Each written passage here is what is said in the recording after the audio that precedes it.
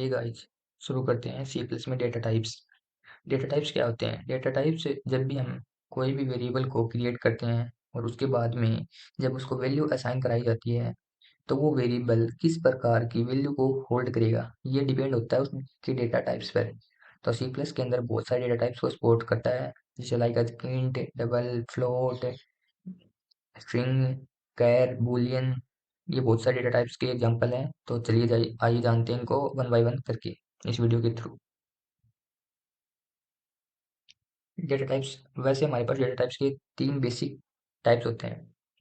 पहला प्रिमिटिव या फिर बेसिक भी बोलते हैं इनको, या फिर इनको फंडामेंटल डेटा टाइप्स भी बोलते हैं। ओके। सेकंड नंबर पे आता है अपना डेराइव्ड डेटा टाइप्स। थर्ड पे आता है अपना user defined data types. Okay.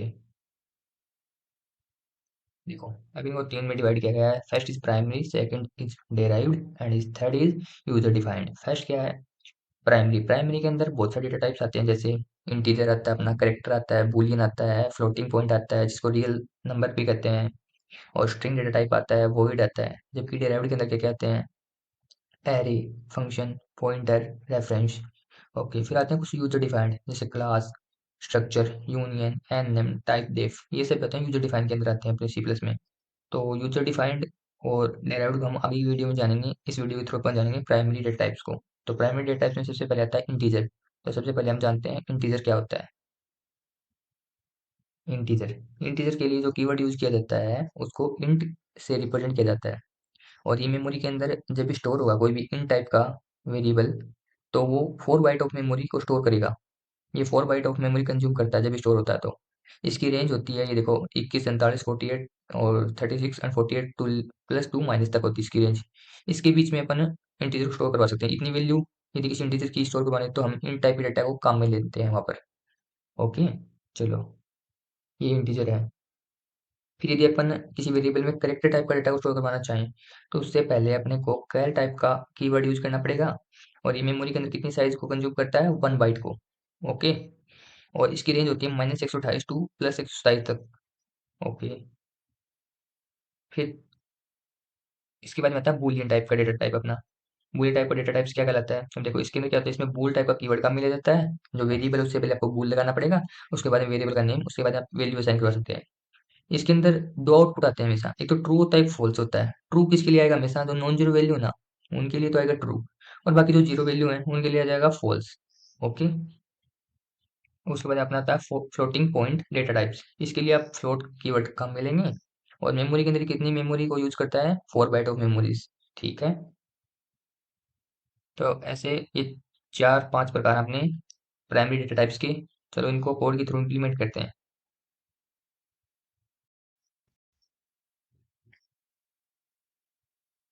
तो चलिए, ये हमने देव सी प्लस ऑन कर लिया है। तो सबसे पहले हम कंट्रोल एंड दबाएंगे न्यू फाइल के लिए। ये अपना आ गया, कंट्रोल एंड दबाएंगे। चलो अब इसको कोड को लिखना शुरू करते हैं। Hashtag include IO IO stream IO stream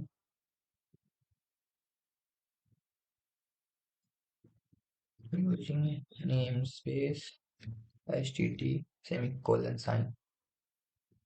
उसके बाद हम मेन फंक्शन शुरू करेंगे। उससे पहले मेन को डिफाइन कर देते हैं, इंट मेन।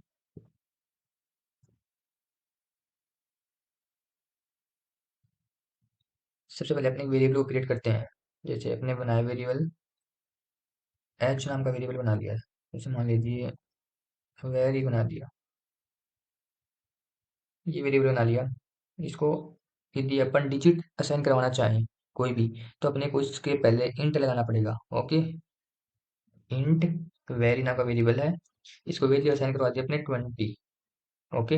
अब इस 20 को कैसे असाइन असाइन करवा दिया, इसको एक्सेस कैसे करवाएंगे? C out value of value and semicolon, double quote के साइन, और उसके बाद में लेस देन का साइन। उसके बाद आपको लिखना पड़ेगा वैल्यू सेमीकोलन। ओके। तो इसको कंपाइल करने के लिए F11 दबाओ, फाइल को सेव करो। मैं कर देता हूँ इसको वेरिएबल्स, डेटा टाइप्स है ना अपना, तो डेटा टाइप्स नाम से सेव करते हैं, डेटा टाइप्स। ये अपना रन हो गया है प्रोग्राम। ये देखो 20 आ गया। देखो वैल्यू अपने 20 असाइन करवाई वैल्यू के अंदर, और इसको इन टाइप का डाटा टाइप दे दिया, यानी ये जो 20 है वो डिजिट है तो उसको इन टाइप का डिफाइन कर दिया अपने इस डेटा टाइप्स, और ये 20 अपना आउटपुट की स्क्रीन पे आ गया। ओके चलो, ये अब इसके अंदर कैर वेरिएबल को स्टोर करके देखते हैं।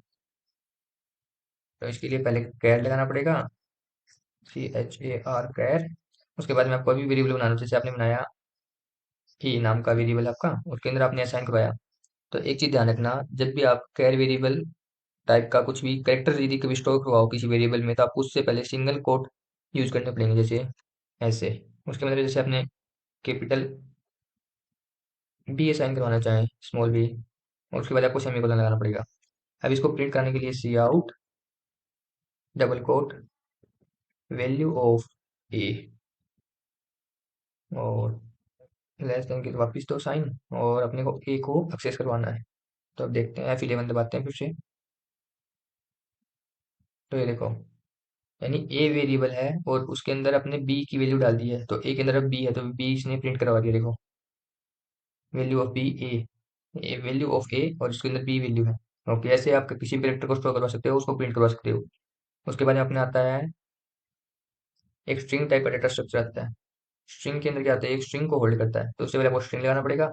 स्ट्रिंग के अंदर दे दिया नेम, नेम नाम का आपने एक वेरिएबल बनाया जिसका आपने टाइप दे दिया स्ट्रिंग, और स्ट्रिंग के अंदर आप वैल्यू असाइन करवाते हैं। ध्यान रखना, यदि कोई भी आपको वर्ड या फिर कोई भी एक्सप्रेशन स्टोर करवानी होता है, उससे आप पहले आपको स्ट्रिंग लगाना पड़ेगा वेरिएबल के।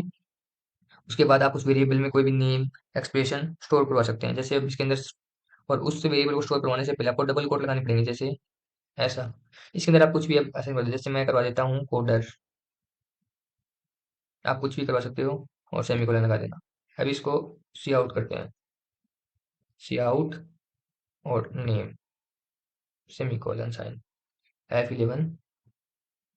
तो ये देखो कोडर्स आ गए ना। ये देखो जूम करता हूँ, कोडर्स, यानी कोडर्स नेम के अंदर असाइन हुआ, नेम को अपने सी आउट करवाया तो कोडर्स प्रिंट हो गया अपना।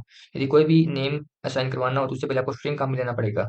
ओके, अब आता है जैसे मान लीजिए यदि आपको अब कोई भी फ्लोट नंबर असाइन करवाना हो इसके अंदर, तो वो आप कैसे करवाएंगे, यानी कोई डेसिमल नंबर स्टोर करवाना हो किसी के अंदर, तो आपको उससे पहले जैसे 12.5 एफ, तो उसके बाद में आपको एक एफ और लिखना पड़ेगा। ओके, तो ये फ्लोट को स्टोर करता है, फ्लोट नंबर को 12.5 को स्टोर कर लेगा ये। तो जैसे अब इसने 12.5 को स्टोर कर लिया, इससे पहले आपको एफ लगाना पड़ेगा लास्ट में, इसके इसके वो पोस्टफिक्स में एफ लगाना पड़ेगा। और अब इसने इसको नेम नाम के वेरिएबल में स्टोर हो गया। तब नेम को एक्सेस करवा के देखते हैं उसके अंदर क्या स्टोर हुआ है। पहले अपना स्ट्रिंग करवाई थी, अब इसके अंदर ये करवाया, देखते हैं अब क्या आ रहा है आउटपुट में। तो ये देखो 12.5 आ गया अपना।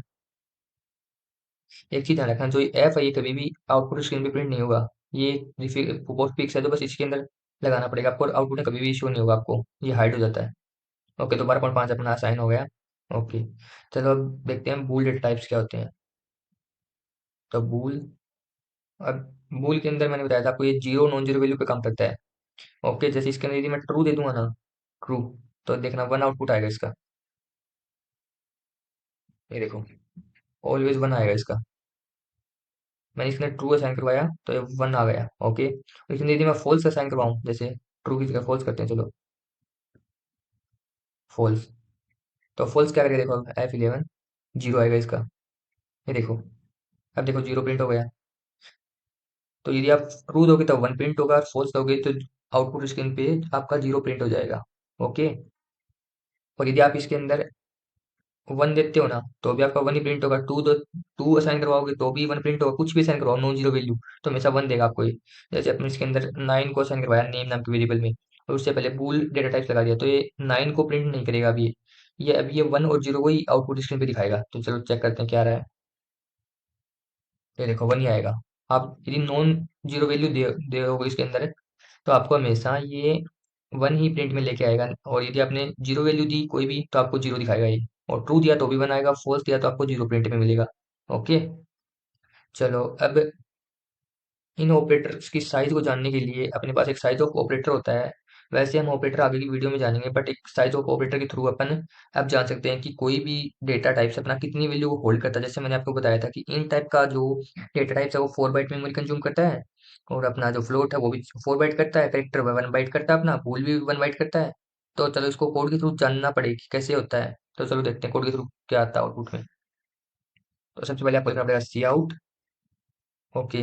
तो size of operator, size of, ये साइज ऑफ ऑपरेटर है। आपको किसी का भी निकालना हो तो आप उसको दे सकते हो। जैसे मेरे को निकालना है इंट का। ओके, और लास्ट में सेमीकोलन लगा देना। तो जो इन टाइप का जो डेटा टाइप है वो कितनी वैल्यू को कंज्यूम करेगा, अब वो ही प्रिंट कर देगा। ये देखो 4 प्रिंट कर दिया, यानी 4 बाइट ऑफ मेमोरी को कंज्यूम करता है इंट। ओके। चलो अब अपन देखना चाहें कि अपना कैर टाइप का जो डेटा टाइप्स है वो कितनी मेमोरी को कंज्यूम करता है। तो वो हम चेक करते हैं इसके थ्रू। चलो कैर को देखते हैं कितना आ रहा है। तो F11 दबाओ। ये देखो, करेक्टर टाइप का जो डेटा टाइप्स होता है वो हमेशा 1 बाइट ऑफ मेमोरी को कंज्यूम करता है। ओके। तो ये कैर आ गया। चलो अब और किसी को चेक करके देख सकते हैं। जैसे अपन चेक करते हैं फ्लोट को, फ्लोट भी 4 बाइट ऑफ मेमोरी कंज्यूम करता है। तो फ्लोट लिखा और F11 किया। ये देखो ये 4, ये देखो 4 कर रहा है। तो ऐसे आप किसी भी डेटा टाइप्स की कंज्यूम मेमोरी को कितना यूज करेगा मेमोरी के अंदर, रैम के अंदर, तो आप इस ऑपरेटर के थ्रू जान सकते हो उसकी साइज को। ओके। तो ये कुछ डेटा टाइप्स अपने सी प्लस के अंदर जिसको अपने कोड के थ्रू जानना है, कोड किया उनका। तो बाकी नेक्स्ट वीडियो ऑपरेटर पे है, तो उसको देखने के लिए चैनल को सब्सक्राइब करें। Okay, thank you.